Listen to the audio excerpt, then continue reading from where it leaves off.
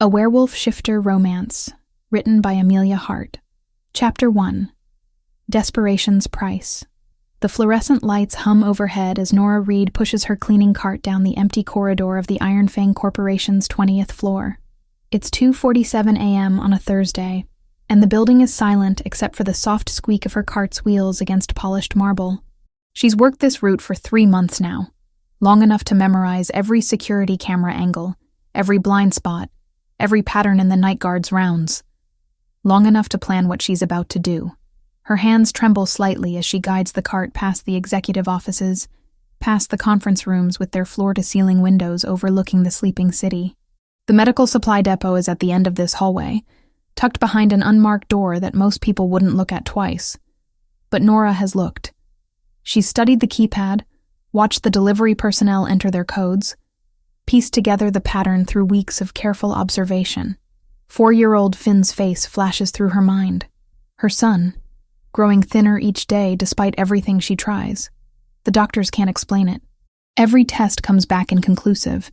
Every specialist shakes their head with the same baffled expression. Meanwhile, her baby wastes away, his honey-colored eyes growing duller as his small body refuses to accept the treatments they prescribe. But there's one medication she hasn't tried yet. One treatment the doctors mentioned briefly before dismissing it as too experimental, too expensive, too risky to prescribe without proper authorization. The kind of medication that sits in secured depots like this one, available only to those with money or connections. Nora has neither. But she has desperation. And tonight, that's enough. She stops at the depot door, glancing down the hallway. Empty. The guard won't make his rounds for another 12 minutes. Her fingers hover over the keypad, and for a moment, doubt creeps in. This isn't who she is. She works 2 jobs, follows the rules, teaches Finn about honesty and doing the right thing.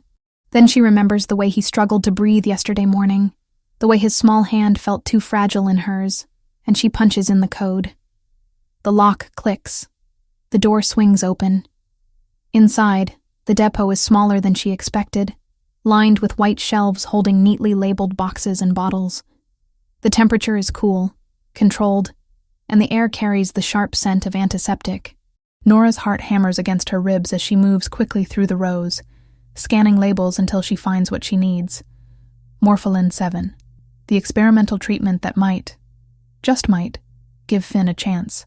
She grabs 3 bottles, shoving them into the hidden pocket she sewed into her cleaning uniform last night. Her hands shake so badly she nearly drops the 4th, catching it at the last second. The glass is cold against her palm, and guilt twists in her stomach, even as relief floods through her. She can do this. She can save her son. Nora turns to leave, and something falls from her pocket. She freezes, looking down at the small photograph lying face up on the sterile floor. It's Finn's school picture. The one where he's smiling despite his illness, his honey-colored eyes bright with the innocent joy only children can manage. She must have tucked it in her pocket this morning, a talisman to remind her why she's doing this.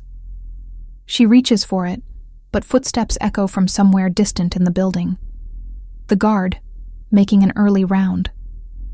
Panic surges through her, and Nora bolts, leaving the photo behind as she slips out of the depot and pulls the door shut.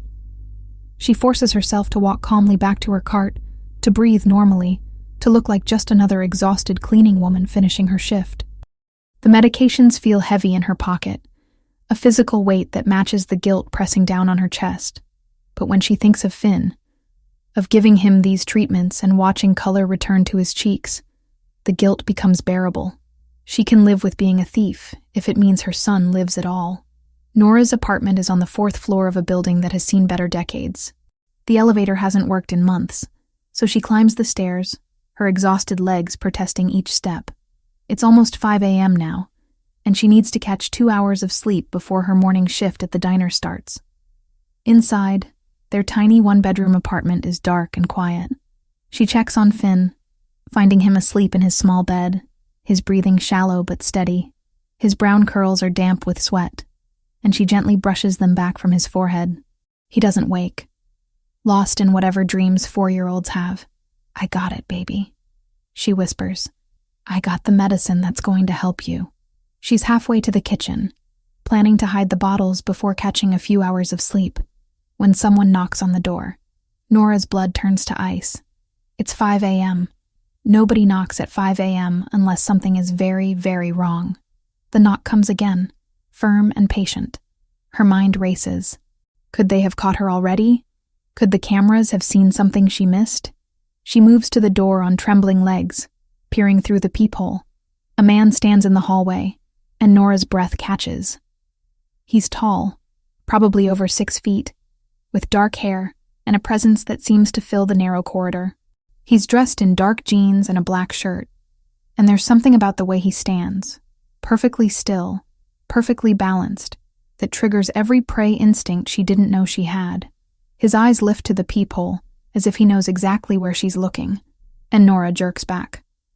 Those eyes are silver gray, too bright in the dim hallway, and for a second, she swears they flash with something that isn't quite human. Nora Reed. His voice carries through the door, deep and resonant. I know you're there. I need to speak with you about what happened tonight at Iron Fang Corporation. Her stomach drops. They know. Of course they know. She was stupid to think she could get away with this. I don't know what you're talking about, she calls back, hating how her voice shakes. You've got the wrong person.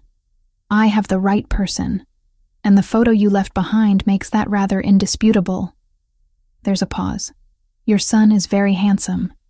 He has your eyes. Rage and fear war inside her chest. How dare he mention Finn?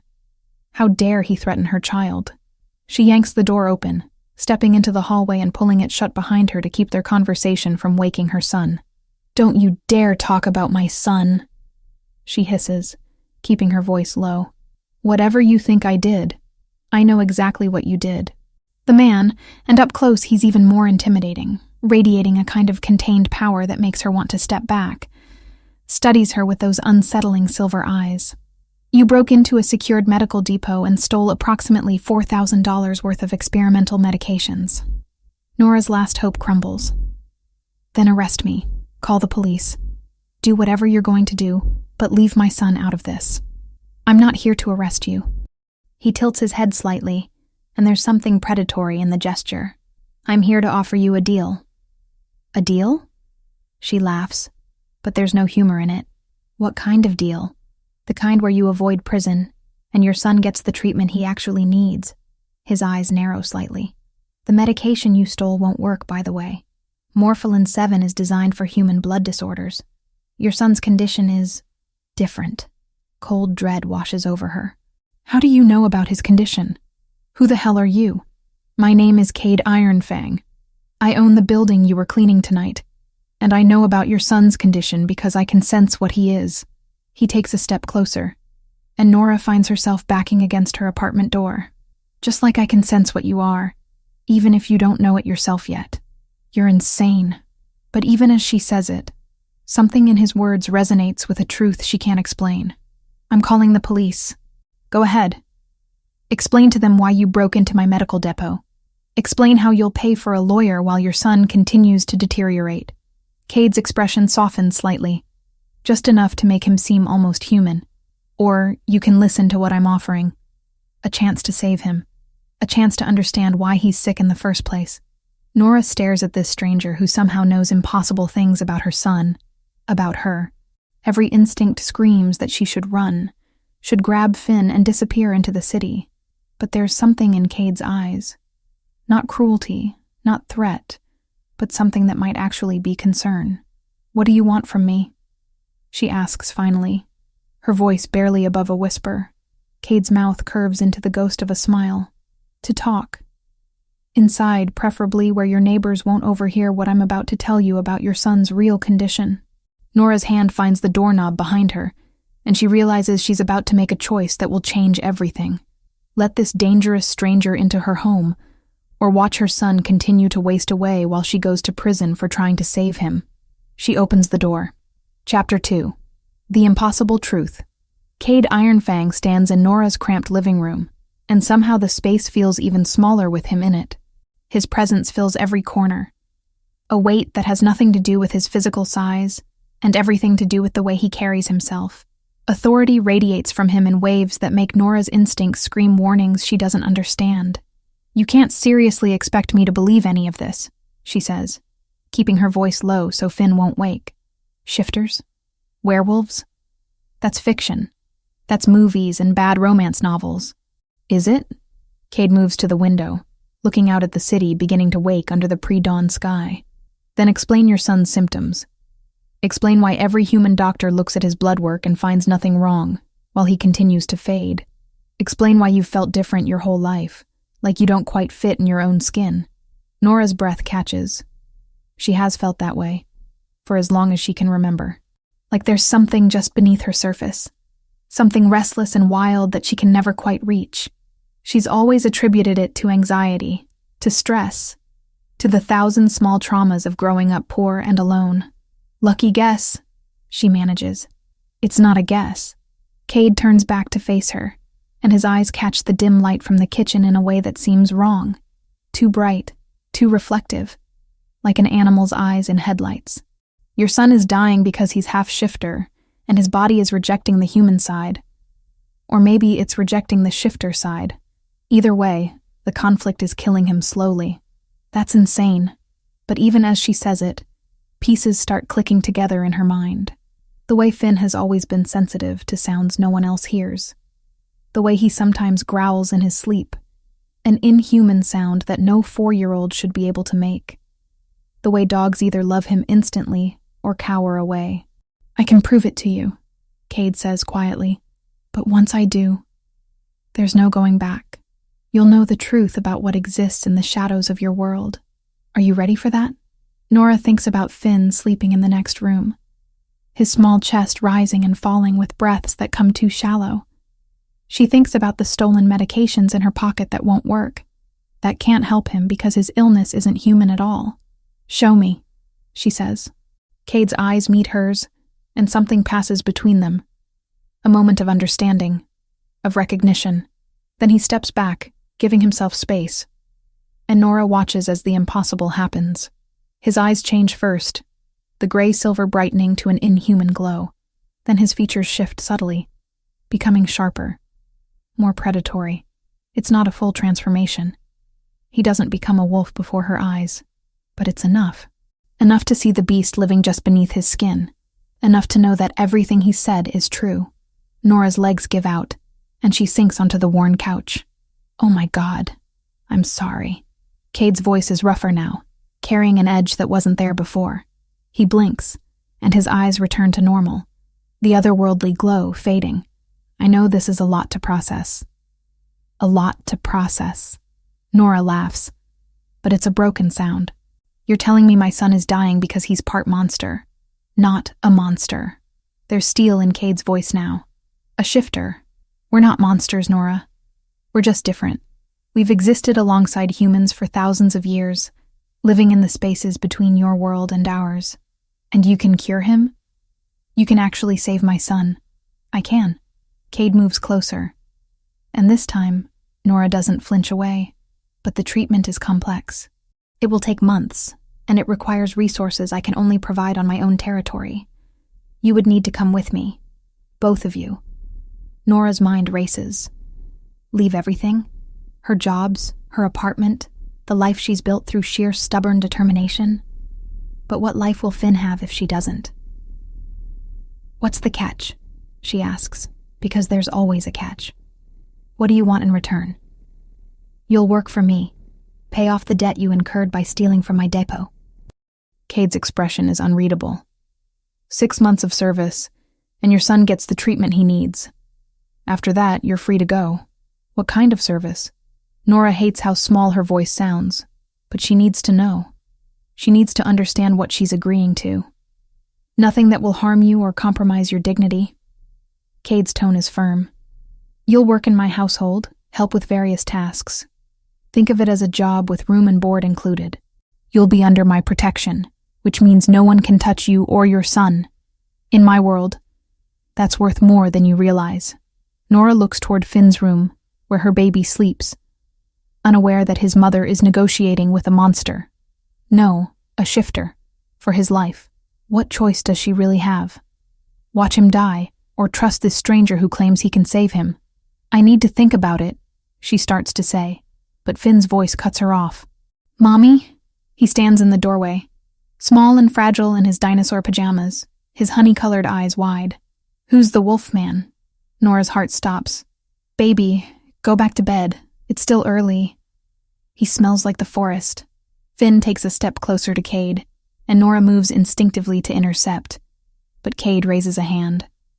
It's all right. He crouches down to Finn's level, making himself smaller, less threatening. Hello, Finn. Your mother is right. I am a wolf, but I'm also a man, and I'm here to help you feel better. I don't feel good, Finn admits, and the simple honesty of it breaks Nora's heart. My tummy hurts all the time, and my head feels fuzzy. I know. Cade's voice is gentle in a way Nora wouldn't have expected from someone so intimidating. But I can make that go away. Would you like that?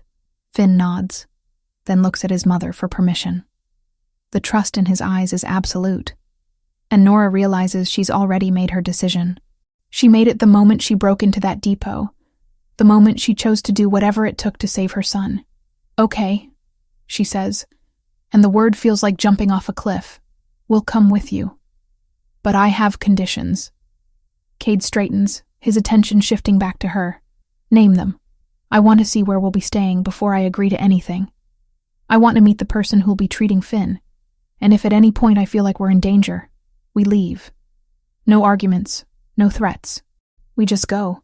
Fair enough. Cade pulls out his phone. Even shifters have smartphones, apparently, and makes a call.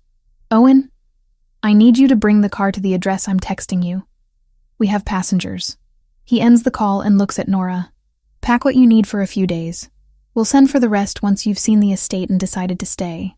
And if I decide not to stay, then I'll bring you back here, and you'll have to watch your son die slowly, while human doctors puzzle over a condition they can't understand. There's no cruelty in Cade's voice, just brutal honesty. I'm offering you a chance, Nora. The only chance your son has. But the choice is still yours. An hour later, Nora finds herself in the back of a sleek black SUV, holding Finn as he dozes against her shoulder. The city gives way to suburbs, then to open road, then finally to a private drive that winds through dense forest. The estate, because that's the only word for it, appears like something from a dream. The main house is massive, built of stone and timber in a style that somehow manages to look both modern and ancient. Smaller buildings dot the surrounding property, and Nora can see people moving between them, going about their morning routines. It looks normal, almost idyllic, except for the way everyone stops to stare as the SUV passes. They can sense you, Cade says from the front passenger seat. They know you're human, and they're curious. Curious? Nora repeats. Is that going to be a problem? Not under my protection. There's weight behind those words. A promise and a threat rolled into one. The SUV stops in front of the main house, and a woman emerges. She's in her 40s, Nora guesses, with silver streaking through her dark hair and sharp eyes that miss nothing. She's dressed in simple clothes, jeans and a sweater, but she carries herself with the confidence of someone used to authority. This is Victoria Gray, Cade says as they exit the vehicle. She's the best healer in 3 territories. Victoria, this is Nora Reed and her son Finn. Victoria's eyes fix on Finn, and Nora sees recognition flicker across her face. Bring him inside. I need to examine him immediately. The next 2 hours pass in a blur of questions, tests, and medical equipment that looks far more advanced than anything Nora has seen in human hospitals. Victoria is thorough, gentle with Finn, but relentless in her examination. She takes blood samples, checks his reflexes, asks questions about his symptoms and medical history. Finally, she steps back and looks at Nora with an expression that's equal parts concern and fascination. Your son is half shifter, she confirms. His body is trying to manifest abilities it doesn't have the genetic foundation to support. It's like having an immune system that attacks itself. Without intervention, he has perhaps 2 months left. With treatment, I can stabilize him within weeks and fully cure him within 6 months. The room tilts around Nora. 2 months. She almost waited too long. But there's something else. Victoria continues, her gaze intensifying. Your blood work shows traces of dormant shifter genetics, very faint, but present. Have you ever been told anything about your parents? Your family history? I grew up in foster care, Nora says, her voice sounding distant to her own ears. I don't know anything about my biological family. Victoria exchanges a look with Cade that Nora can't quite read. I'd like to do some additional testing. With your permission, of course. Will it help Finn? It might help us understand his condition better, yes. Then do it.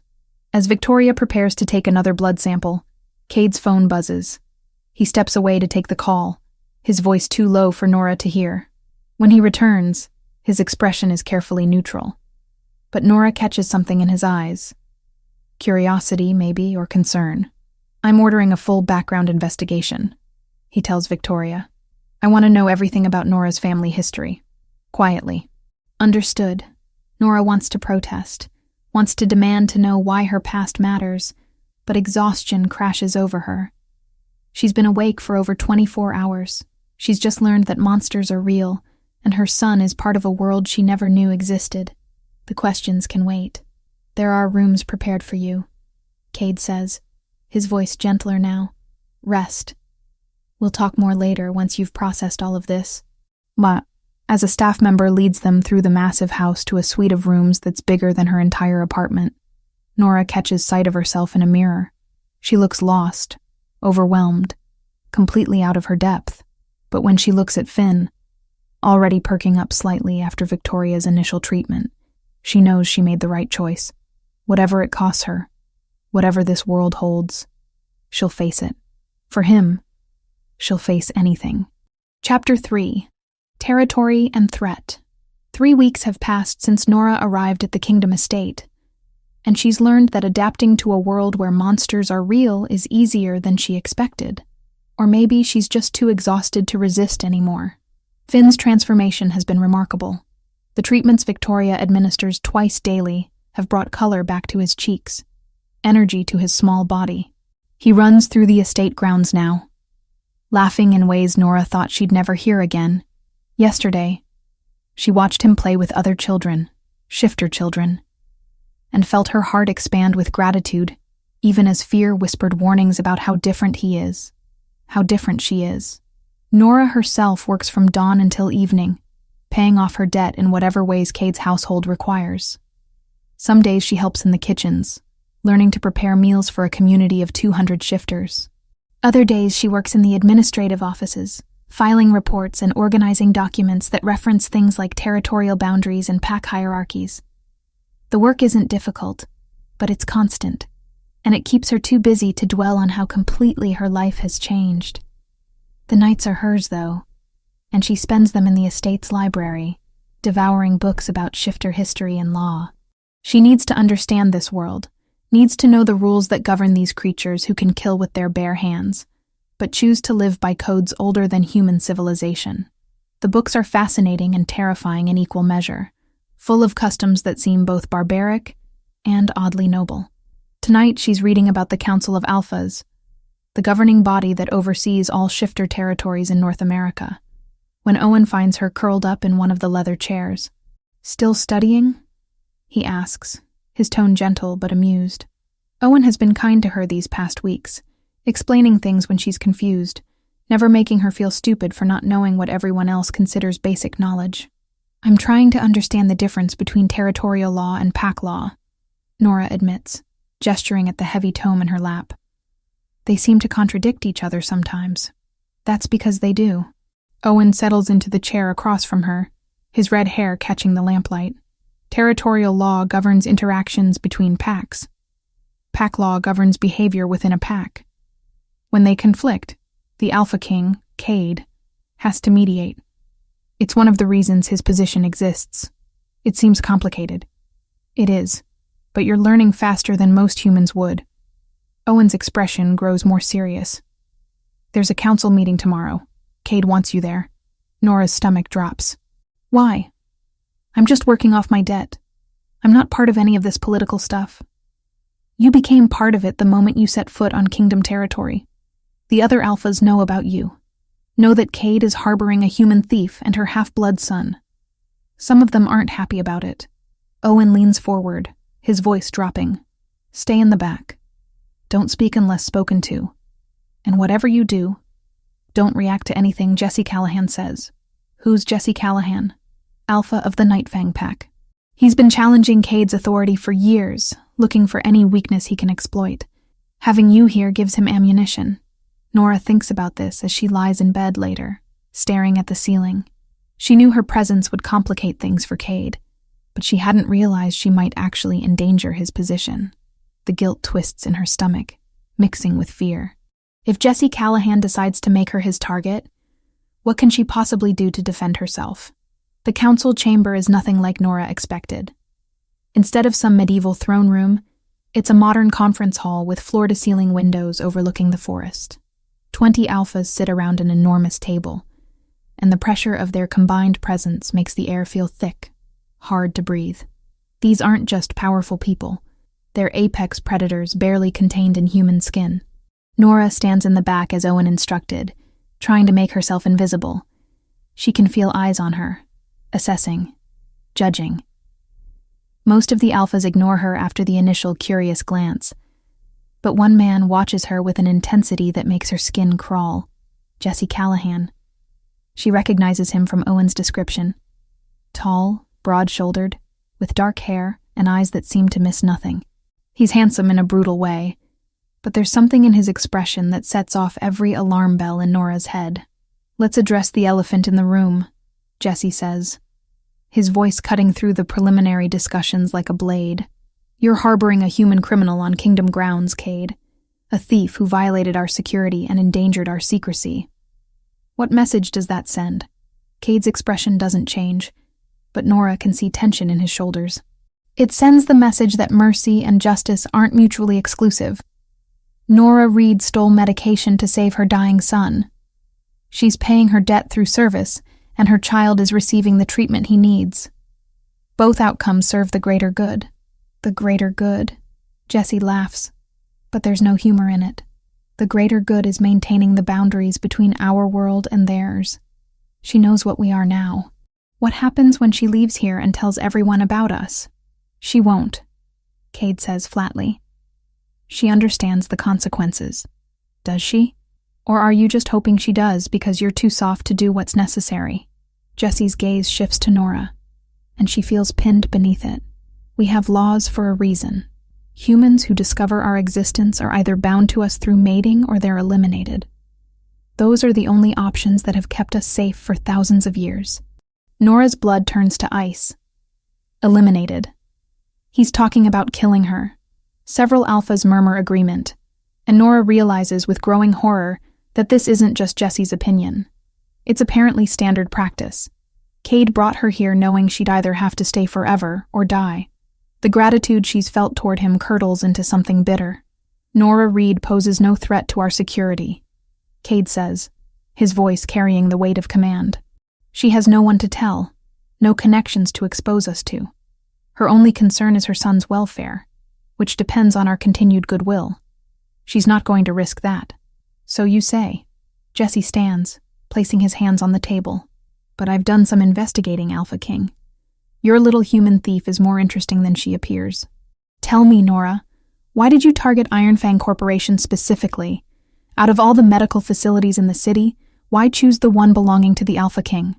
Nora's mind races. The truth is she didn't know the building had anything to do with shifters. She chose it because she worked there, because she knew the security patterns. But Jesse's tone suggests he thinks there's more to it. Some hidden agenda.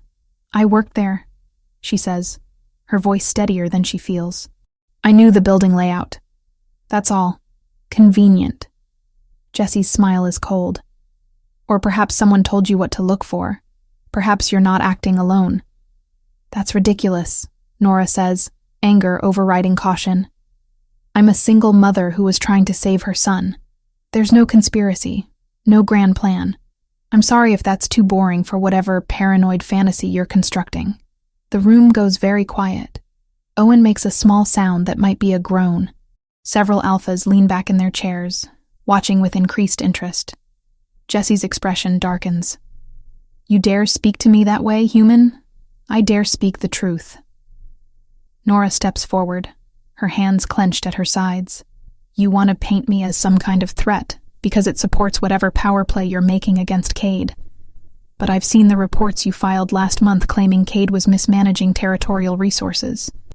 I've also seen the actual financial records because I'm the one who organized them. Your numbers were fabricated. Jesse goes very still. What did you say?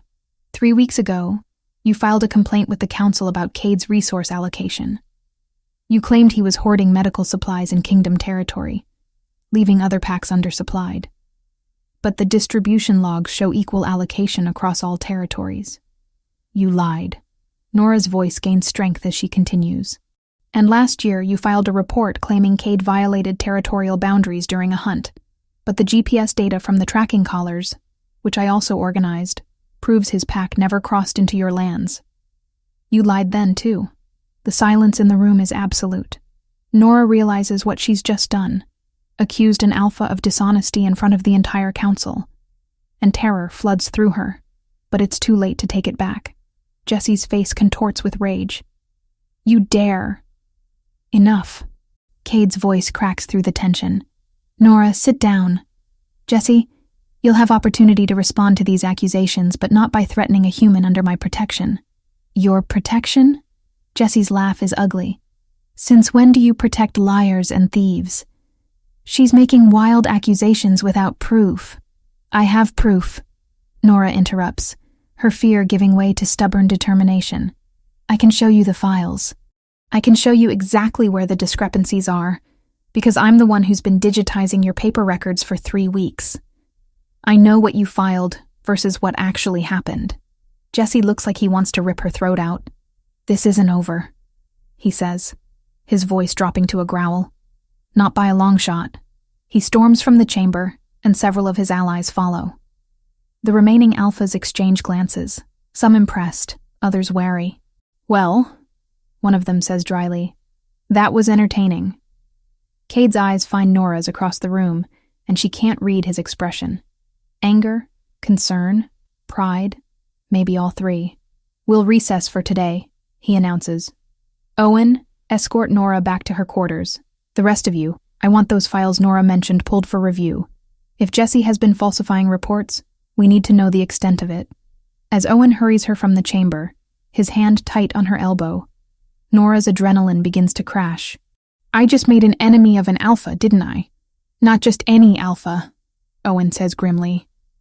You made an enemy of Cade's primary rival. Jesse has been looking for any excuse to challenge Cade's authority, and you just humiliated him in front of the entire council. He's going to come after you, Nora. Hard. I couldn't just let him lie about Cade like that. I know. And for what it's worth, what you did was brave. Stupid, but brave. Owen's expression softened slightly. Cade won't let anything happen to you. You're under his protection now, officially. That means Jesse can't touch you without starting a war. That's not as comforting as you think it is. Later, after Owen has deposited her back in her rooms and left to help Cade deal with the political fallout, Nora finds Finn playing with toy cars on the floor. He looks up as she enters, his honey-colored eyes bright and healthy in ways they haven't been for months. Mommy, look how fast this one goes. He races a toy car across the hardwood, making engine noises. Nora sinks down beside him, pulling him into her arms. Whatever happens next, whatever consequences her actions bring, at least he's safe. At least he's getting better. She can face anything else as long as she has that. But as darkness falls over the estate, and she tucks Finn into bed, Nora can't shake the memory of Jesse Callahan's eyes, or the promise of violence she saw there. She's made herself a target, and she has no idea how to protect herself in a world where the monsters are real and the rules are written in blood. Chapter 4. Unexpected Tenderness. The morning sun filters through the tall windows of the training yard, casting long shadows across the packed earth. Nora watches from the covered porch as Finn runs in circles, his laughter bright and clear in the crisp air. 2 months ago, he could barely walk across a room without exhaustion. Now he moves with an energy that borders on frenetic, his small body responding to instincts he doesn't yet understand. He's getting stronger, Victoria says, appearing beside Nora with 2 mugs of coffee. She hands one over, steam rising in lazy spirals. The treatments are working better than I expected. His body is finally accepting what it is.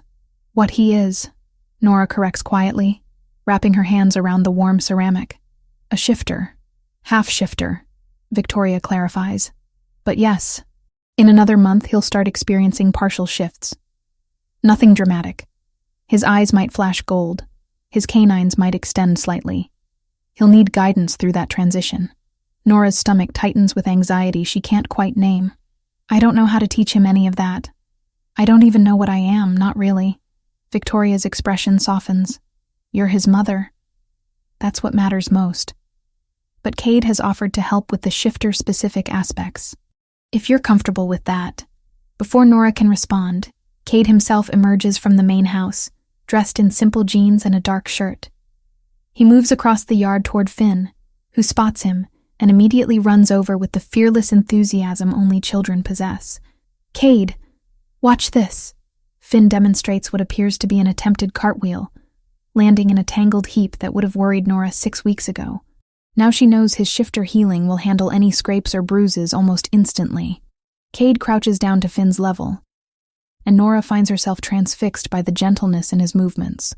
This is the Alpha King, the man who commands respect from 200 shifters, who arbitrates disputes between territorial predators, and he's helping a 4-year-old dust off his knees with infinite patience. That was a good try, Cade says, his deep voice carrying across the yard. But you're putting too much weight on your leading hand. Here, let me show you. What follows is 15 minutes of Cade teaching Finn how to properly execute a cartwheel, complete with demonstrations that make the Alpha King look absurdly graceful. Finn's delighted shrieks fill the air each time he successfully completes the movement, and something in Nora's chest clenches painfully. He's good with children, Victoria observes. Always has been. I wouldn't have expected that from him. Most people don't. Victoria sips her coffee, her gaze distant. They see the Alpha King, the authority, the power, and forget there's a man underneath. A man who lost his younger sister when she was barely older than Finn is now. Nora's attention snaps to Victoria. What happened? Cade's sister, Lily was her name, was born with a degenerative condition. Not dissimilar to what Finn had, actually, though hers was purely genetic rather than a conflict between human and shifter nature. The Alpha before Cade, his father's predecessor, refused to authorize treatment. He believed weak bloodlines should be culled, that spending resources on a child who might not survive was wasteful. Victoria's jaw tightens. Lily died when she was 7. Cade was 18, old enough to understand, but too young to have any real power to change things. Horror washes through Nora. That's barbaric. That's the old way. When Cade became Alpha King 6 years ago, one of his first acts was to completely overhaul medical resource allocation. No child is denied treatment now, regardless of their bloodline or prognosis. It's one of the reasons some of the older alphas resent him. They see it as weakness, as sentimentality clouding judgment. Nora watches Cade lift Finn onto his shoulders, the boy's hands tangled in his dark hair as they walk toward the tree line. He's not weak. No. Victoria agrees. He's not. But in our world, compassion is often mistaken for weakness. It's a dangerous perception for a leader to carry.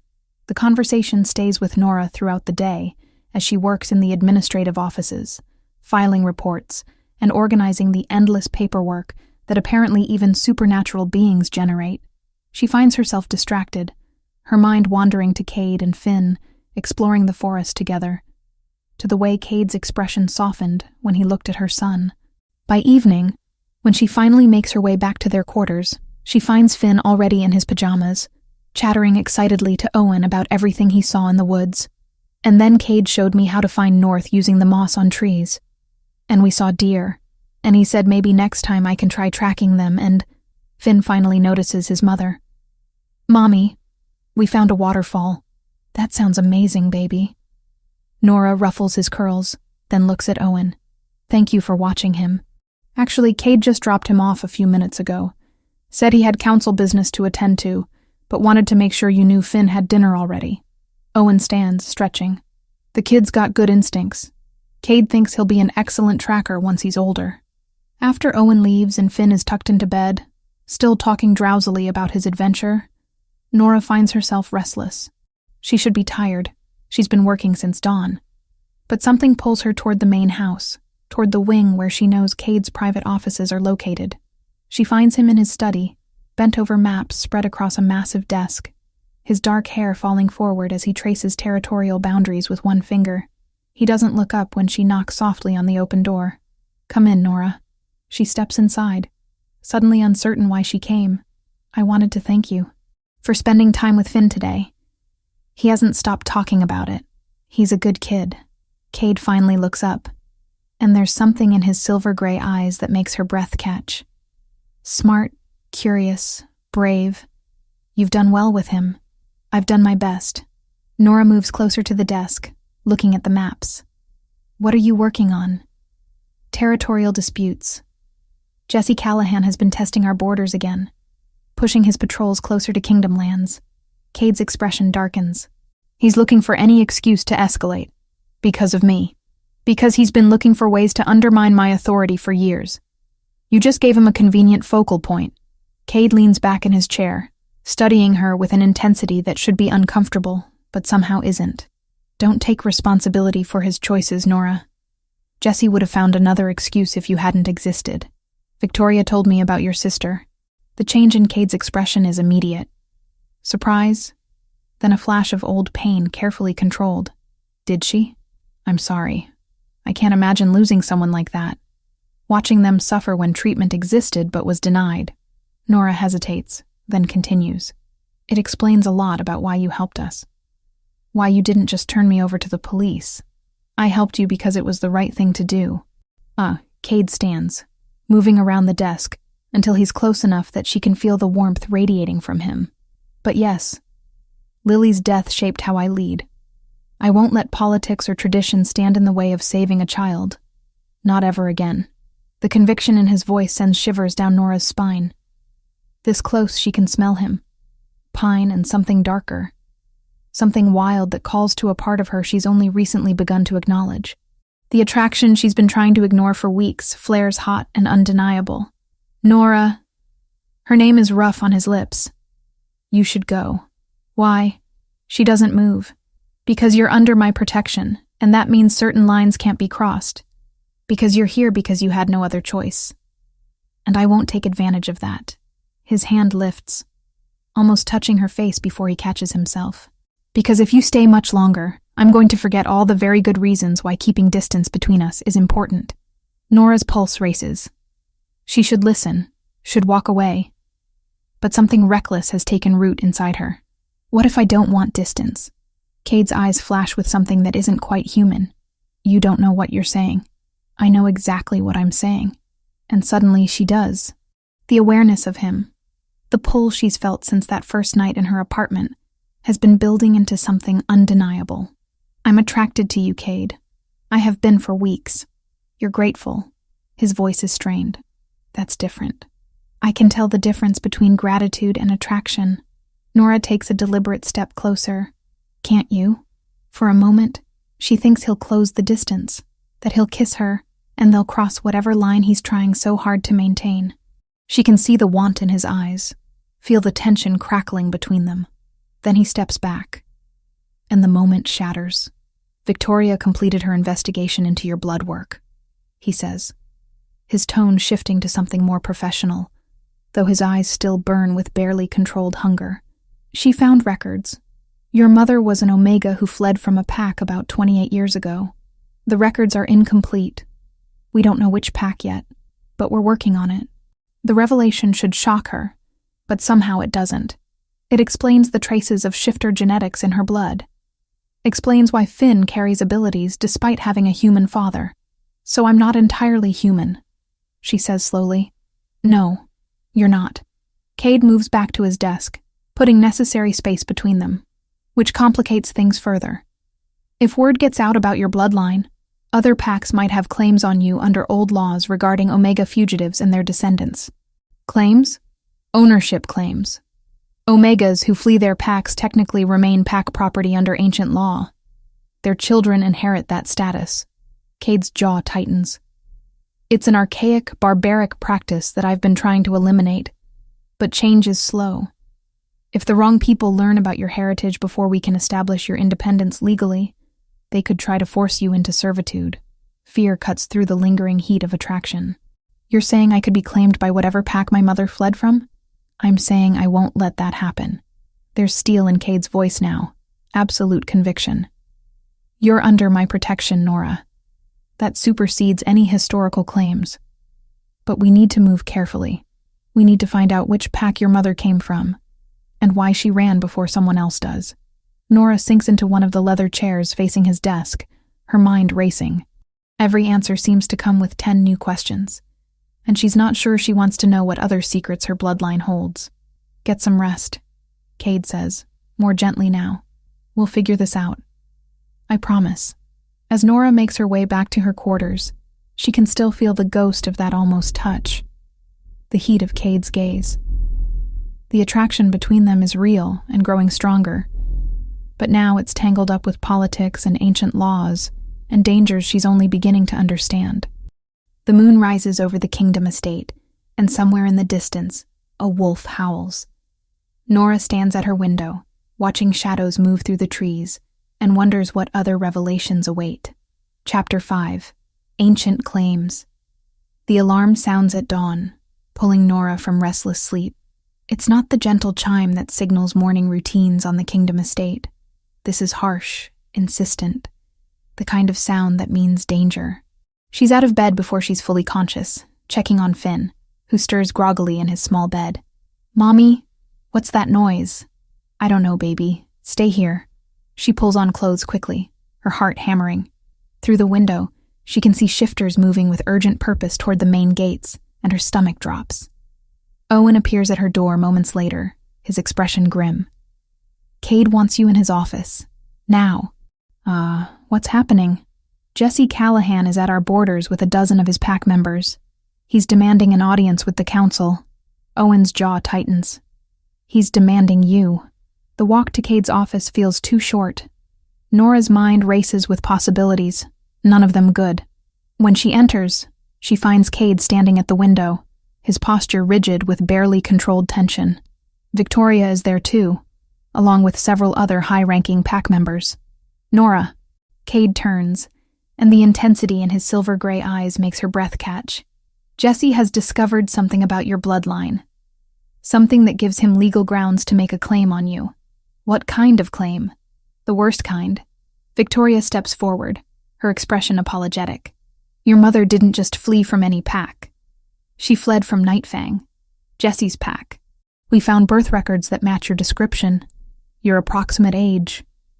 Even the distinctive scar on your forearm that your mother apparently had as well. Nora's hand moves instinctively to the thin scar she's carried since childhood, the one her foster parents said she'd had when they took her in. How did Jesse know to look for that? Because he's been hunting for your mother's descendants for decades. Cade's voice is tight with anger. Your mother was part of a rare bloodline within Nightfang, and Jesse believes that gives him ownership rights over you and Finn under ancient pack law. Ownership? The word tastes like poison. I'm not property. Under human law, no. Under shifter law. Victoria hesitates. It's complicated. The laws regarding Omega fugitives and their descendants are ancient and problematic. Cade has been working to eliminate them, but they're still technically valid in certain circumstances. So what does that mean? Nora looks between them, fear clawing at her throat. He can just take us? Over my dead body. Cade's voice carries absolute conviction. You're under kingdom protection. That supersedes any historical claims from another pack. But Jesse is demanding a council hearing, and I can't refuse without looking like I'm abusing my authority. When? This afternoon. He's invoked emergency protocol. Cade moves closer, and Nora can feel the heat of his barely contained fury. I need you to trust me, Nora. Whatever happens in that hearing, whatever Jesse says, I will not let him take you or Finn. Do you understand? She wants to believe him, but the fear is overwhelming. What if the council sides with him? Then we'll find another way. The council chamber feels different this time, charged with tension that makes the air thick and hard to breathe. All 20 alphas are present, and Jesse Callahan stands at the center of the room with the confidence of someone who believes he's already won. Nora stands beside Cade, acutely aware of every eye on her. Finn is safe with trusted pack members, far from whatever is about to unfold. "Let's begin," announces Elder Thorne, the oldest alpha present. Jesse Callahan of Nightfang Pack has made a formal claim regarding one Nora Reed. "Present your evidence." Jesse steps forward, pulling out documents that look ancient, the paper yellowed with age. 28 years ago, an Omega named Sarah Reed fled Nightfang territory while pregnant.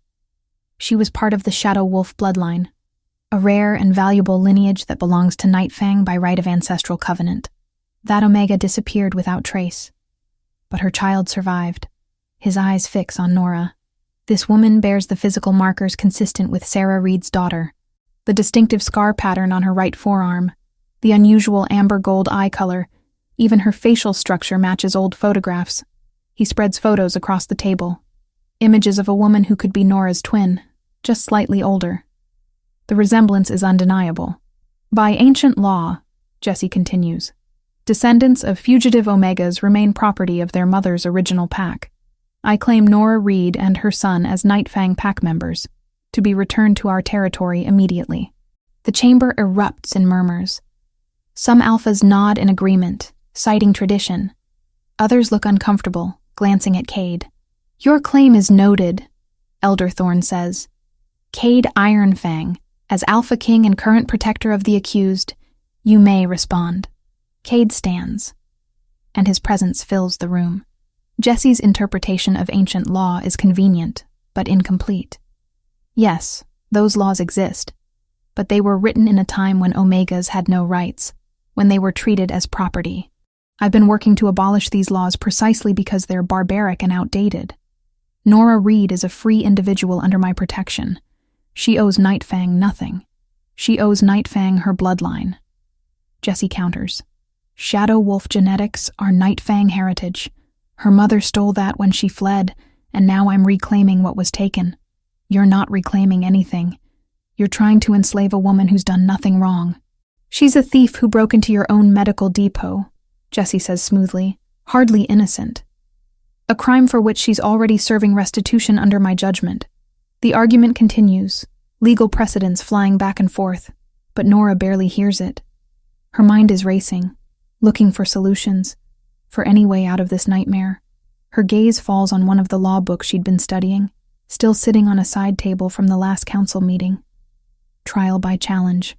The ancient right that allows any shifter to contest claims against them through physical combat. She'd read about it extensively, fascinated by the brutal simplicity of it. There's another option. Her voice cuts through the argument, surprising everyone, including herself. Jesse's eyes narrow. The human speaks? I invoke trial by challenge. The words feel strange on her tongue, formal and weighted with significance she's only beginning to understand. If Jesse Callahan believes he has a valid claim on me, let him prove it in combat. If he wins, I'll accept his authority. If I win, his claim is void forever. The chamber goes silent. Several alphas lean forward with interest. You can't be serious, Owen hisses from behind her. Nora, you don't know what you're doing. I know exactly what I'm doing. She meets Jesse's gaze steadily. I read the laws. This is my right as someone with shifter blood, isn't it? Elder Thorne strokes his beard. It is, though rarely invoked by those of partial blood. Jesse Callahan, do you accept this challenge? Jesse's smile is cold, gladly, though it seems cruel to fight someone so clearly outmatched. She can barely shift, from what I understand. Then you should have no problem winning. Nora forces confidence into her voice she doesn't feel. 1 week from today. That's the traditional preparation time, correct? Correct. Elder Thorne looks to Cade. You understand you cannot interfere once the challenge is accepted? Ancient law forbids any outside help during the trial period. Cade's jaw is so tight Nora can see the muscle jumping. I understand. Then it's settled. Elder Thorne strikes his gavel. 7 days from now at dawn, Nora Reed will face Jesse Callahan in trial by challenge. The winner's claim stands absolute. As the council disperses, Jesse passes close to Nora on his way out. You just made a fatal mistake, he murmurs. I don't need to kidnap you now. I just need to wait 7 days and take you legally after I rip your throat out. We'll see. After he's gone, Cade rounds on her, fury and fear warring in his expression. What were you thinking? He's a full alpha, Nora. He's been fighting his entire life. You can't even fully shift yet. I was thinking that I'm not going to be property. Not his. Not anyone's. Nora's hands are shaking, but her voice stays steady. You said yourself you can't let the council think you're abusing your authority. This way, it's my choice. My fight. It's suicide. Then teach me. She steps closer, looking up at him. You said you couldn't interfere once the challenge was accepted. But until then, I'm still under your protection. Still learning about what I am. Teach me, Cade. Give me a chance. Owen speaks up quietly. She's right. The law says no interference during the trial itself, but preparation is fair game. Cade stares at Nora for a long moment, 100 emotions flickering across his face. Finally, he nods. 7 days, he says grimly. 7 days to unlock abilities you should have had your whole life, to teach you to fight like a shifter, to somehow make you strong enough to survive against one of the most vicious alphas in the territory. His hand cups her face, thumb brushing her cheekbone. You better be ready to work harder than you've ever worked in your life. I am. Good. Because we start now. As Cade leads her from the chamber, Nora catches Victoria's expression. Concern mixed with something that might be respect. She's just committed to fighting a predator in single combat, gambling her life and Finn's freedom on her ability to access powers she's only recently learned she possesses. 7 days to become something she's never been. 7 days to learn to be a wolf instead of prey. 7 days to discover if her mother's bloodline carries enough strength to keep her alive. The sun is setting over Kingdom territory, painting the sky in shades of blood and fire. Somewhere in the distance, a wolf howls, and Nora feels something answer in her chest. Faint but undeniable. The first stirring of the beast that sleeps in her bones. She has 7 days to wake it up. Chapter 6. Shadow and Fire. Day 3 of training, and Nora's body feels like it's tearing itself apart from the inside. She kneels in the dirt of the private training grounds, gasping for breath as another wave of pain crashes through her.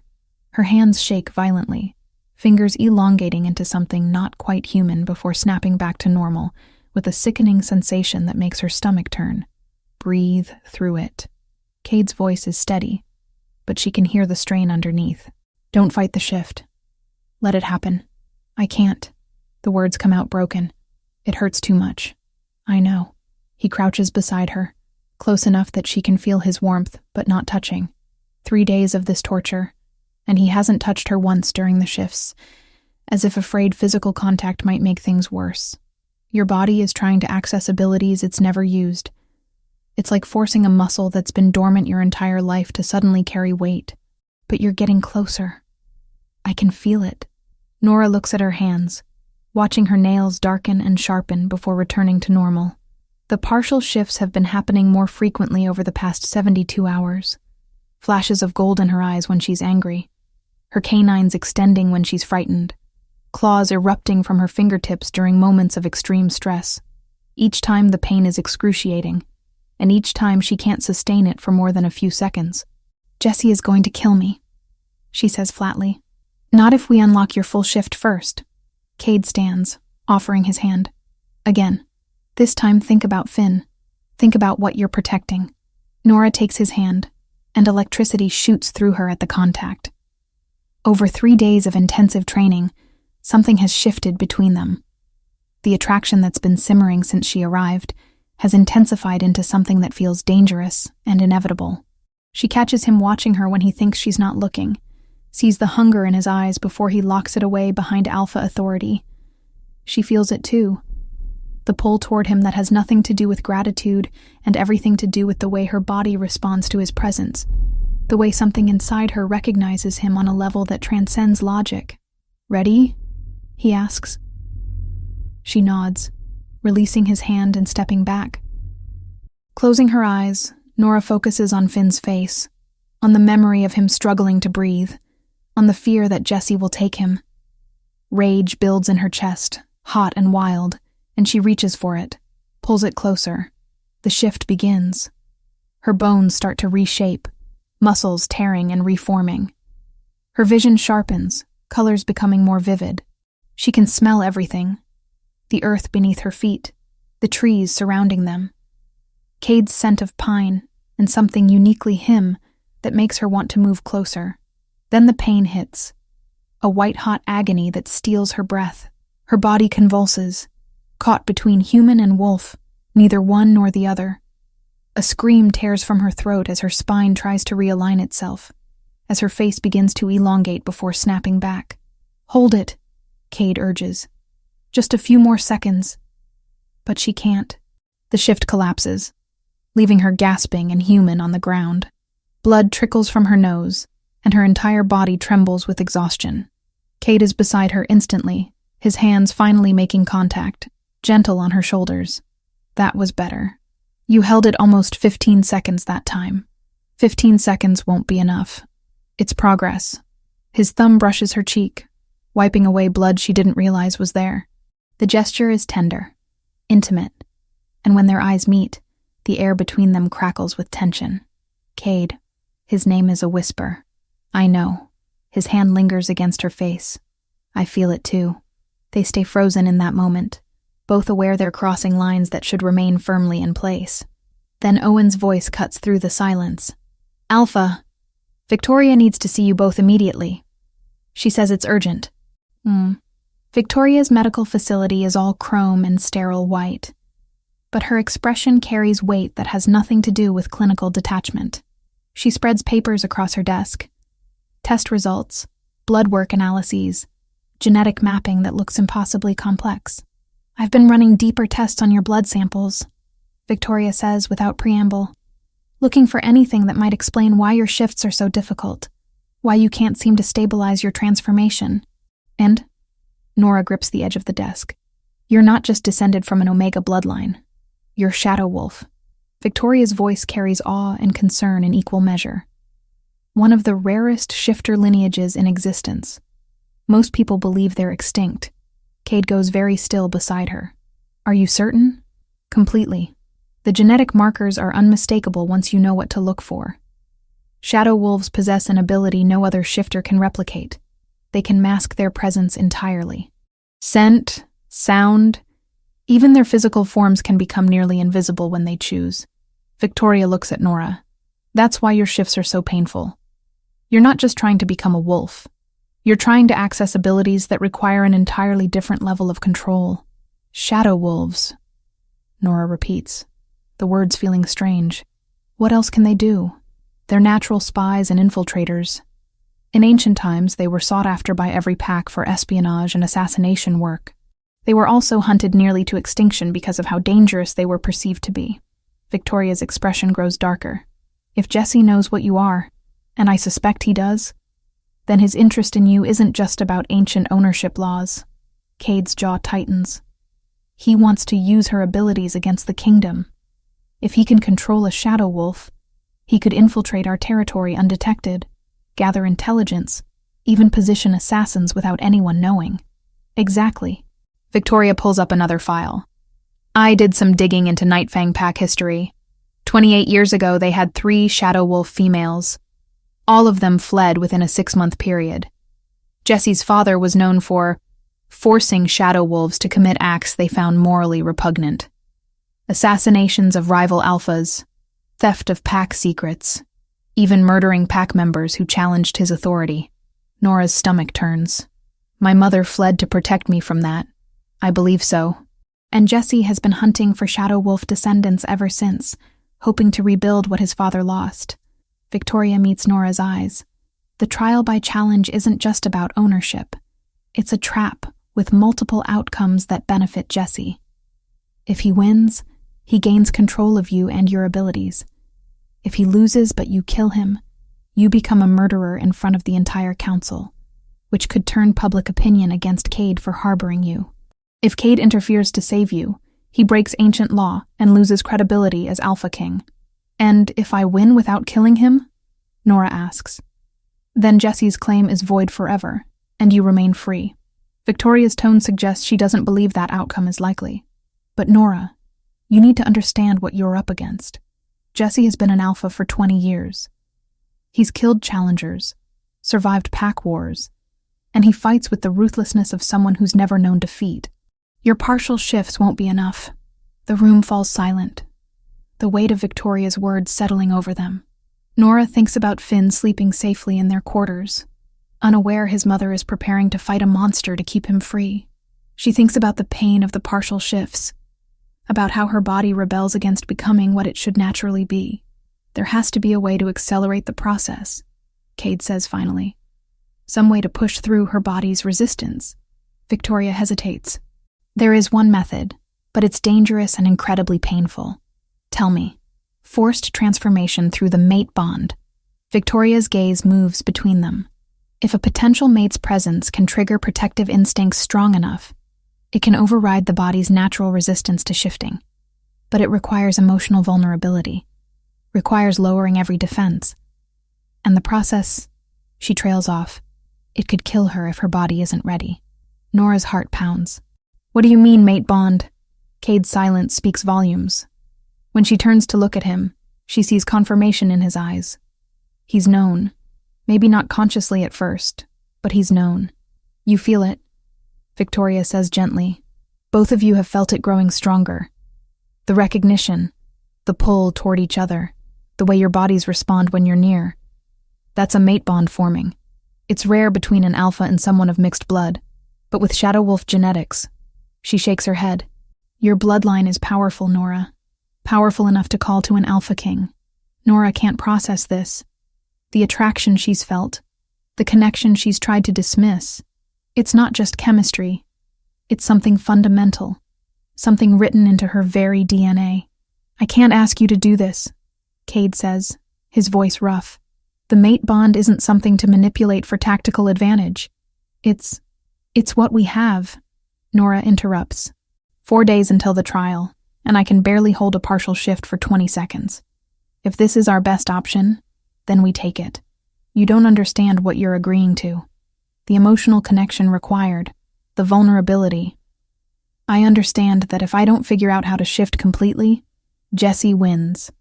And if Jesse wins, Finn grows up as property, trained to be an assassin or a spy, or whatever else Jesse wants to use him for. Nora stands, facing Cade fully. I understand that you've been protecting us since the night you showed up at my door. I understand that you've given me more kindness than I had any right to expect. And I understand that whatever is happening between us is real, whether we want it to be or not. Cade's eyes flash gold. Nora, can you do it? Can you help me access the full shift through this bond? He stares at her for a long moment, and she can see the war playing out across his features. Duty versus desire, protection versus possession. Finally, he nods. Yes, but you need to be certain. Once we start down this path, once the mate bond is fully acknowledged and activated, there's no taking it back. I'm certain. Victoria stands, gathering her files. I'll give you privacy. You'll need it for what comes next. At the door, she pauses. For what it's worth, I think you're both braver than you realize. After she's gone, Cade and Nora stand facing each other in the sterile medical facility, the air between them charged with possibility and danger. How does this work? Nora asks, her voice steadier than she feels. We stop fighting what we feel. We let the bond strengthen naturally. Let it guide your transformation. Cade steps closer, close enough that she can feel the heat of him. But Nora, you need to know. Mate bonds are permanent. If we do this, if we forge this connection fully, you'll be bound to me for life. Is that really what you want? She thinks about the past few weeks, about how safe she's felt here despite the danger, about the way Cade looks at Finn with gentle patience, about the electricity that sparks every time they touch. Ask me again after I survive the trial, she says. Right now, I just need to make sure Finn has a future. Everything else can wait. Cade's laugh is low and pained. Always protecting others, never yourself. That's what mothers do. That's what shadow wolves do too, apparently. Victoria sent me the full history files. Your ancestors weren't just assassins and spies. They were protectors. guardians who use their abilities to defend those who couldn't defend themselves. His hand cups her face, and this time he doesn't pull away. You're more like them than you know. When he kisses her, it's gentle at first. A question rather than a demand. But Nora's response ignites something wild in both of them. The kiss deepens, becomes desperate, and she feels heat flood through her body that has nothing to do with shifting and everything to do with him. Power surges between them, the mate bond flaring bright and undeniable. Nora gasps against his mouth as her body responds. Her wolf rising closer to the surface than it's ever been. Her vision sharpens, her hearing intensifies, and for just a moment, she feels what it's like to be whole. Then the pain hits, and Cade holds her as her body convulses with another partial shift. But this time, when she comes back to herself, something has changed. The bond between them pulses strong and steady, a golden thread connecting her heart to his. 4 days, she whispers against his chest. We have 4 days to make this work. Then we'd better not waste them. Outside Victoria's facility, the moon rises full and bright over Kingdom territory. Somewhere in the forest, wolves run free, and Nora can almost imagine what it will feel like to join them. Almost imagine becoming the predator instead of the prey. 4 days until she faces Jesse Callahan in combat. 4 days to unlock abilities that have been dormant her entire life. 4 days to discover if a mate bond can be the key to survival. The shadow and the fire intertwined. It's either salvation or destruction. She's about to find out which. Chapter 7. Blood and Shadow. Dawn breaks cold and pale over the Kingdom estate. Nora stands at the window of her quarters, watching the arena being prepared below. Wooden barriers have been erected, creating a circular space where dozens of alphas already gather, their breaths misting in the morning air. This is it. 7 days of brutal training, of partial shifts that tore her apart and barely stitched her back together, all leading to this moment. Mommy? Finn's small voice makes her turn. He stands in his pajamas, his honey-colored eyes, so much like hers, wide with concern. Are you leaving? Just for a little while, baby. She kneels, pulling him close. His heartbeat is steady and strong now, so different from the fragile flutter it used to be. Whatever happens today, at least she gave him this. Health. A future. I'll be back soon, I promise. Owen says you're going to fight a bad wolf. Finn's lower lip trembles. What if he hurts you? Then I'll hurt him back. She tries to smile, but it feels wrong on her face. Remember what Cade taught you about being brave? Sometimes being brave means fighting for the people you love. I love you, Mommy. I love you too, Finn. More than anything. She kisses his forehead, breathing in his scent, committing it to memory, just in case. Owen arrives to take Finn somewhere safe, somewhere he won't have to watch his mother possibly die. As they leave, Cade appears in the doorway. He's dressed simply. Dark jeans, a black shirt, but there's something in his posture that speaks of barely controlled violence. How are you feeling? He asks. Terrified. The truth comes easily now. 7 days of forced vulnerability through the mate bond has stripped away her ability to lie to him. I can feel the shift closer now, but I don't know if I can hold it long enough. What if I freeze? What if the pain... You won't freeze. Cade crosses the room, cupping her face in his hands.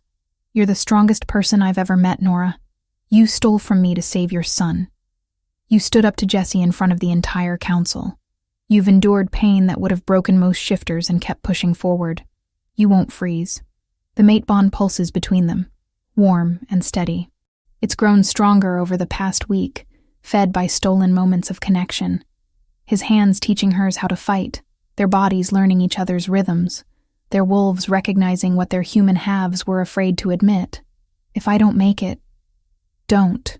His voice cracks. Don't say it. If I don't make it, she continues firmly. Promise me you'll protect Finn. Promise me he'll grow up free. That he'll never be what Jesse wanted to make him. I promise. Cade's forehead rests against hers. But you're going to make it. You're going to walk out of that arena, and then we're going to figure out what comes next. Together. When he kisses her, it's desperate and tender. A goodbye that neither of them wants to say. The mate bond flares bright, and Nora feels her wolf stir in response, closer to the surface than it's ever been. "It's time," Owen calls from the doorway. The arena is packed. Every alpha from the council is present, along with their senior pack members. Nora spots Victoria in the crowd, her expression carefully neutral. Owen stands near Cade, who's positioned himself where ancient law demands. Close enough to witness, but far enough to prove he won't interfere. Jesse Callahan waits in the center of the arena, already in wolf form. He's massive, his dark brown fur rippling over muscles honed by decades of combat. His eyes are cold and calculating as they track Nora's approach. This is a predator who's killed before, who knows exactly how to end a life efficiently. Nora steps through the barrier, and the crowd's murmur dies. She's dressed in simple clothes that will tear easily when she shifts, if she shifts. The morning air is cold against her skin, and she can smell everything with her enhanced senses. Blood from old fights soaked into the dirt. Jesse's confidence, Cade's barely controlled fear. Elder Thorne steps forward to recite the ancient words that bind them to this trial. Nora barely hears him. Her entire focus is on Jesse, on the way he moves, on calculating angles and distances like Cade taught her. She reaches for her wolf, feeling it coiled inside her, waiting. "Begin," Elder Thorne declares. Jesse doesn't waste time on posturing. He lunges, a blur of fur and fangs that covers the distance between them in seconds. Nora dodges, but his claws catch her shoulder, tearing through fabric and skin. Pain explodes through her, and blood flows hot down her arm. The crowd gasps. First blood to Jesse. He circles her, teeth bared in what might be a wolf's version of a smile. He's playing with her, she realizes, demonstrating to everyone watching just how outmatched she is, how foolish her challenge was. Nora reaches for the shift. Her bones begin to reshape, her vision sharpening. But the pain hits like it always does, stealing her breath, and the transformation stutters. She's caught in that agonizing space between human and wolf. Neither one nor the other. Jesse strikes again. His jaws close around her leg, and Nora screams as fangs pierce muscle. He shakes his head viciously, the way wolves do when killing prey, and she feels bones crack. The shift collapses entirely, leaving her human and bleeding in the dirt. "Get up!" someone shouts. Owen, maybe, or Victoria. But the words sound distant, muffled. Jesse releases her leg, circling again. He's taking his time, making this last. Humiliating her before he kills her. In the crowd, she can feel Cade's anguish through the mate bond. Can sense him fighting every instinct to rush into the arena and save her. But he can't. If he interferes, he breaks ancient law and loses everything. Jesse made sure of that. Nora struggles to her knees, her injured leg screaming in protest. Blood soaks the ground beneath her. This is it, she thinks. This is how it ends. Finn will grow up without her, property of a monster who'll turn him into a weapon. That thought. Finn's future stolen. Finn trained to kill. Finn losing everything his mother tried to give him. Ignites something in her chest. Not just anger. Rage. Pure incandescent fury that burns away the pain. Burns away the fear. Burns away everything except the need to protect her child. Jessie lunges for the killing blow, jaws wide, going for her throat. The shift hits like lightning. Nora's body explodes into transformation, but this time there's no pain. There's only power, only rightness, only the feeling of finally becoming what she was always meant to be. Her bones reshape in seconds, her muscles reforming, fur erupting across her skin. The world shifts into sharper focus, colors more vivid, scents more complex.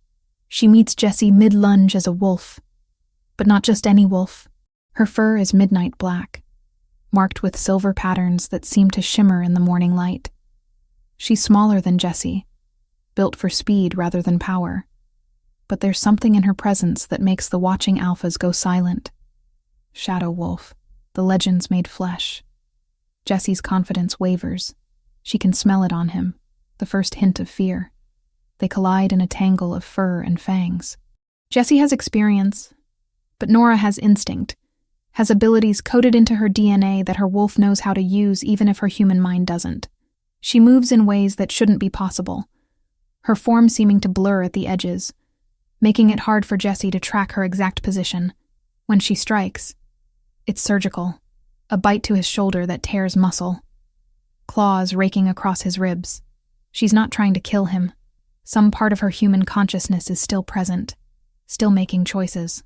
She's trying to win. Jesse rallies, his superior size and strength turning the tide briefly. He manages to pin her, his jaws closing around her throat. The crowd holds its breath. One bite, and it's over. But Nora's shadow wolf abilities activate fully for the first time. Her scent disappears entirely, confusing Jesse's senses. In that moment of confusion, she twists free, using her smaller size to slip from his grip. The fight becomes brutal, vicious, neither giving ground. Blood stains the dirt, both hers and his. Nora can feel her strength waning, can feel her body wanting to collapse from the sheer energy required to maintain both the shift and her shadow abilities. But every time she considers giving up, she thinks of Finn, of his laugh, of his questions about why the sky is blue and whether wolves dream, of his absolute trust that his mother will always protect him. She finds strength she didn't know she possessed. Jesse makes a mistake.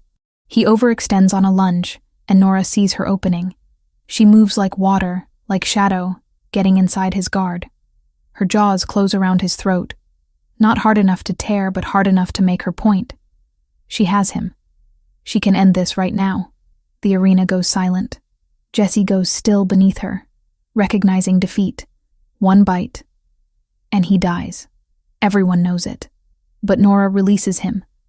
She steps back, shifting to human form, despite the exhaustion that makes her legs shake. Blood runs from a dozen wounds and her leg might be broken. But she's standing. She's alive. I win, she says, her voice carrying across the arena. Your claim is void. Jesse shifts human, clutching his torn shoulder. His expression is twisted with humiliation and rage. For a moment, Nora thinks he might attack again, might refuse to honor the trial's outcome. Then something in him breaks. Maybe it's the defeat, or maybe it's the weight of decades of plots finally collapsing. You want to know why I really wanted you? His laugh is bitter.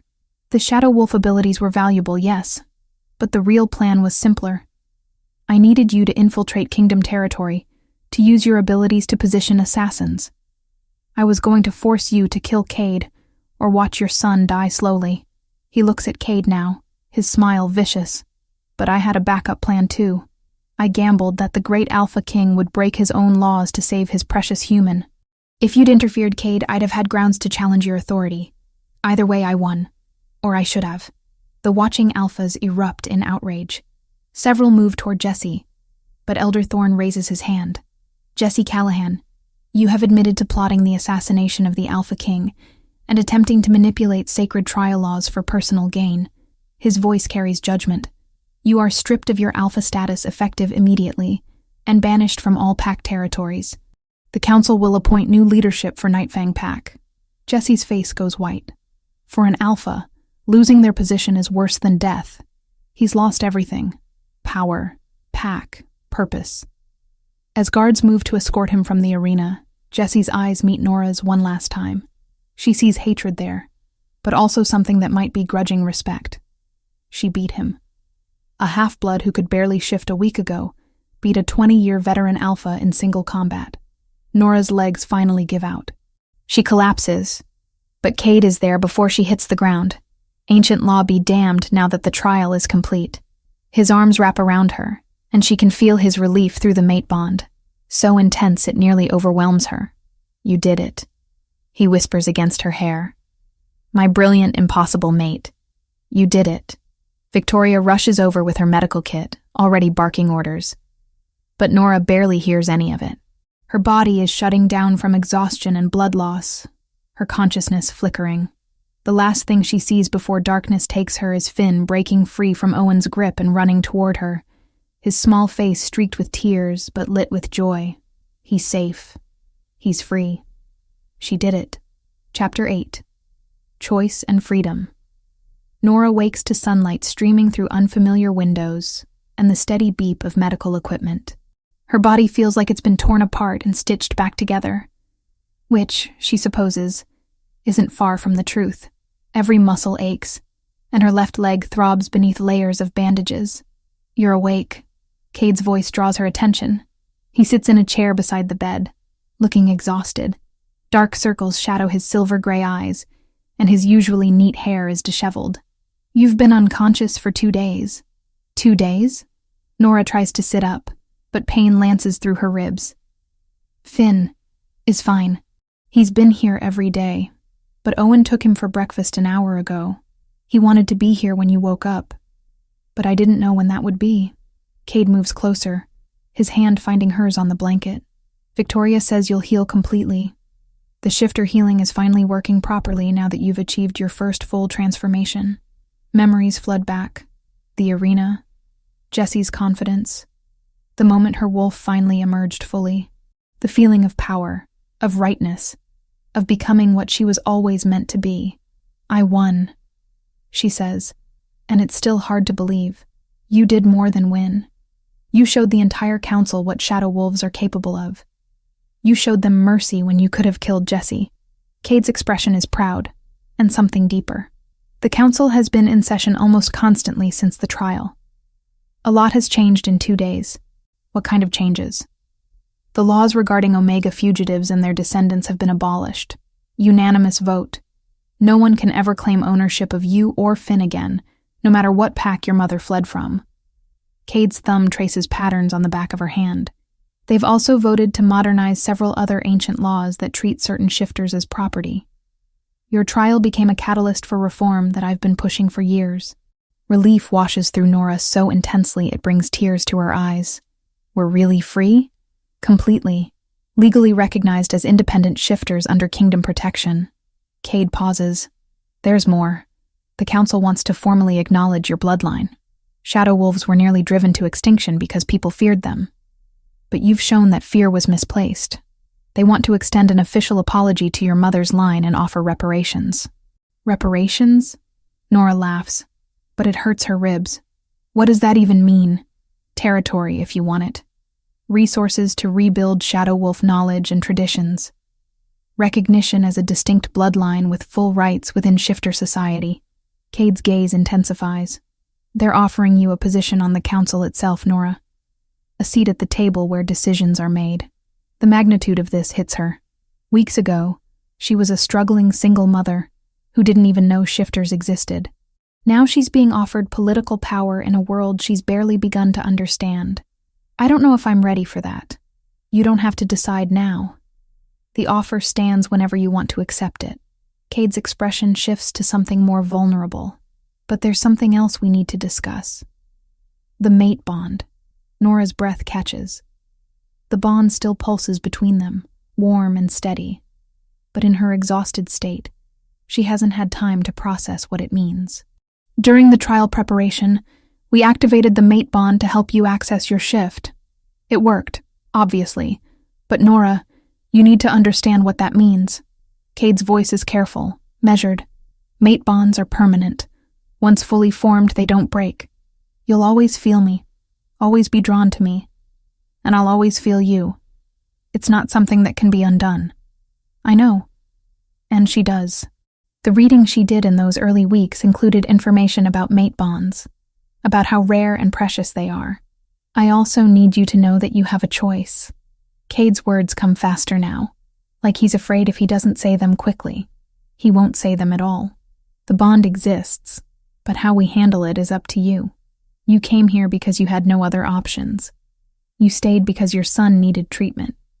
You fought Jessie because you were trapped by ancient laws.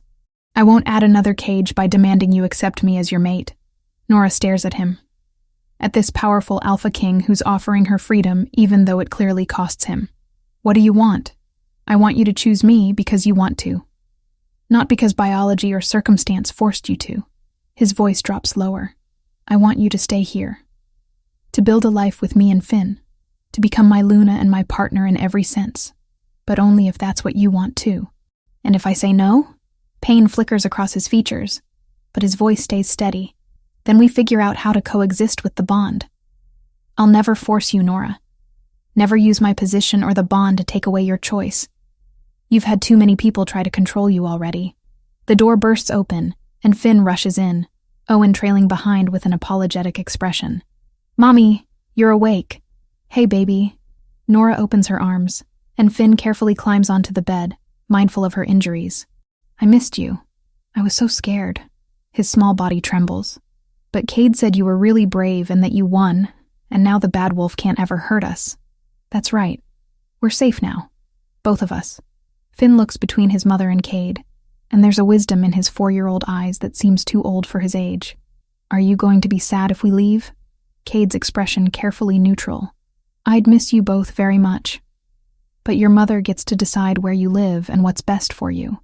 I like it here, Finn announces. I have friends, and Victoria lets me help in the medical place, and Cade teaches me stuff about wolves. Can we stay, Mommy? Please? Nora looks at her son, at the health and happiness radiating from him. Such a stark contrast to the sick child she was so desperate to save just months ago. Then she looks at Cade, at the man who's shown her more genuine care and respect than anyone in her life. The mate bond pulses between them, but that's not what makes her decision. It's the memory of Cade teaching Finn to do cartwheels, the way he's fought to change unjust laws, the patience he showed during her training. It's the fact that he's offering her choice when he could demand compliance. I spent my whole life being defined by what I had to do to survive, Nora says slowly. Working jobs I hated because I needed money. Stealing because I needed medicine. Always reacting, never choosing. For once, I want to do something because I want to, not because I have to. Cade's expression is carefully guarded, braced for rejection. I want to stay. The words come out clear and certain. Not because of the mate bond. Not because Finn is happy here. Not because I owe you. I want to stay because when I think about my future, you're in it. Because I've fallen in love with you somewhere between the terror and the training and the impossible situations you kept pulling me through. The tension in Cade's shoulders releases. You're sure? I've never been more sure of anything. Nora reaches for his hand, and when their fingers intertwine, the mate bond flares bright and warm. Ask me properly. A smile breaks across Cade's face, transforming him from intimidating alpha king to just a man in love. He kneels beside the bed, careful not to jostle her injuries, and takes both her hands in his. Nora Reed, will you be my mate? Will you stand beside me as my equal, my partner, my Luna? Will you help me lead this territory and raise Finn and build something neither of us could create alone? Yes. The word feels like flying. To all of it, yes. When Cade kisses her, gentle and reverent, Finn makes exaggerated gagging sounds that break the moment into laughter. Owen, still standing in the doorway, is grinning. I'll inform the council, he says. They'll want to schedule the formal recognition ceremony. 3 weeks later, Nora stands before the assembled council, wearing ceremonial robes that Victoria insisted were traditional for Luna recognition ceremonies. Finn sits in the front row beside Owen, practically vibrating with excitement. The past weeks have been a whirlwind of healing, planning, and learning what it means to be Luna to an Alpha King. Elder Thorn steps forward, his ancient face solemn. We gather to formally recognize Nora Reed as Luna of Kingdom Territory and mate to Alpha King Cade Ironfang. This recognition is unprecedented. Never before has a Luna earned her position through combat, through demonstration of abilities rather than birth. He turns to address the assembled alphas. This woman came to us as a thief, desperate and powerless. She could have been executed under old laws, dismissed as insignificant under ancient traditions. Instead, she showed us the flaws in our thinking. She survived impossible odds, accessed abilities we thought extinct, and showed mercy when she could have claimed vengeance. Nora feels Cade's presence beside her, steady and strong through the mate bond. Nora Reed has earned her position not through destiny or obligation, but through choice and merit. She represents what our society could become, a place where strength is measured by character rather than birthright, where old prejudices give way to new possibilities. Elder Thorn's voice rings through the chamber. Does any alpha present challenge her right to stand as Luna? The silence is absolute. Even the alphas who initially opposed her presence bow their heads in acknowledgement. Then, by the authority vested in me by the Council of Alphas, I recognize Nora Reed as Luna of Kingdom Territory. May her leadership be wise, her justice fair, and her protection absolute. Elder Thorn places a silver circlet on her head, not a crown, but a symbol of her position.